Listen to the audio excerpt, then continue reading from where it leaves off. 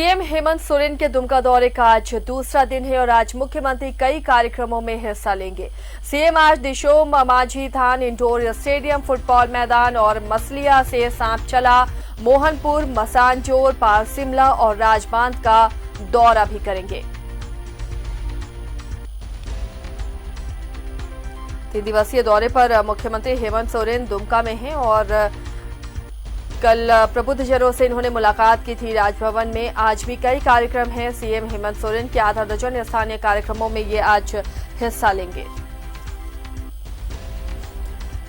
दुमका से हमारे सहयोगी अविनाश हमारे साथ जुड़े में, सीधे रुख करते हैं अविनाश का। अविनाश, 3 दिवसीय दौरे पर मुख्यमंत्री हेमंत सोरेन है। चूंकि दुमका उपचुनाव भी होने हैं बिहार चुनाव के साथ, उस वक्त में ये दौरा कितना अहम है, इसे किस रूप में देख रहे हैं आप?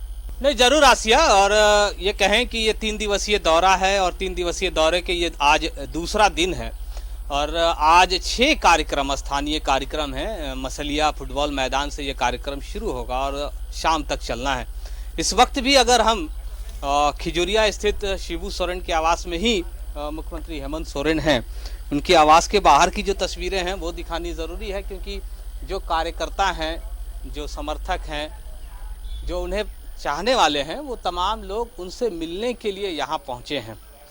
और उम्मीद यही है, जब एक जनप्रतिनिधि, एक खासकर अगर हम राज्य के मुखिया की अगर हम बात करें, जब वो इस क्षेत्र में हो तो हर कोई चाहता है कि उनसे मुलाकात करना, अपनी बातों को रखना। सामने आप देखेंगे एक बैनर लिखा हुआ है, जे टेट, जो उत्तीर्ण शिक्षक बहाली मोर्चा 2016।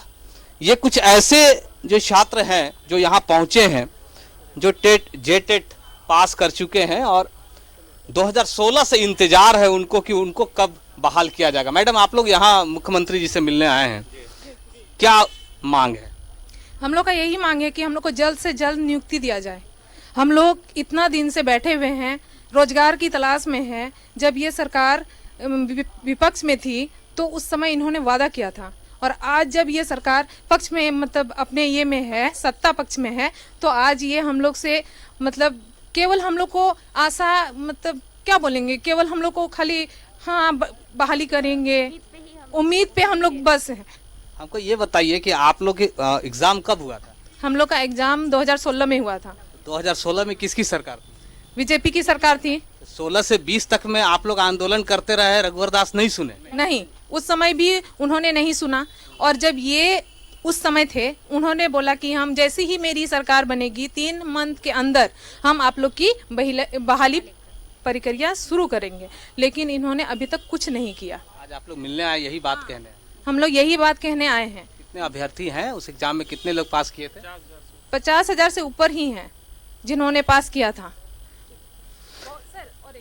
बहुत कोई ऐसे भी हैं जिनका उम्र सीमा बीता जा रहा है, लेकिन अभी तक उन लोग को बहाली प्रक्रिया में शामिल होने का मौका। 2 साल तो उसको मिला एक्सटेंशन। एक्सटेंशन मिलने से क्या होगा सर? जब हम लोग, आप कह रही हैं कि उम्र सीमा खत्म हो रही है, तो जो 2 साल का एक्सटेंशन है तो उसमें वो आएंगे ना? नहीं, जैसे उन लोग का अभी डेट ऑफ बर्थ तो चेंज नहीं होगा ना सर। उन लोग का प्रमाण पत्र का वैधता जो है वो बढ़ाया जा रहा है, लेकिन उन लोग का उम्र सीमा तो नहीं बढ़ेगा ना सर। देखिए, ये आसिया, ये टेक्निकल चीज है और जी, इन्होंने सही कहा कि जिसका डेट ऑफ बर्थ है वो चेंज नहीं हो सकता। हाँ, जो आप जब एग्ज़ाम देती हैं और उसे एग्ज़ाम में पास करने के बाद उसकी जो एक समय सीमा है उसमें 2 साल की ज़रूर बढ़ोतरी की गई है। सवाल यह भी है, इस तरह के बहुत सारे लोग मुख्यमंत्री यहाँ पहुँचे हैं अलग अलग डिमांड को लेकर। कल भी एएनएम की जो महिलाएं थीं, जो बहुत दिनों से स्वास्थ्य सेवा में जुड़ी हुई हैं, उनके प्रतिनिधि मंडल ने भी मुलाकात की। पारा शिक्षकों के प्रतिनिधि मंडल ने भी मुलाकात की। इसी तरह बहुत सारे ऐसे लोग हैं। मुख्यमंत्री के यहाँ पहुँचने के बाद ये सारी चीज़ें चल रही हैं।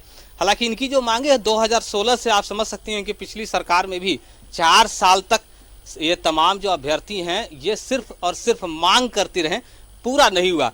इनका यह कहना है कि 3 महीने में मुख्यमंत्री हेमंत सोरेन ने ये कहा था कि हमारी जब सरकार आएगी तो हम ज़रूर उस पर गौर करेंगे, और अब तक ये नहीं हो पाया है। एक कारण तो सामने समझ में आता है कि कोरोना संक्रमण के इस काल में सारी चीज़ें ठप सी पड़ गई हैं, लेकिन अब चूंकि सरकार ने ही विकास को गति देने का निर्णय ले लिया है, तब संभवतः ऐसे अभ्यर्थियों के साथ, ऐसे जो सफल अभ्यर्थी हैं उनके साथ भी न्याय होना चाहिए।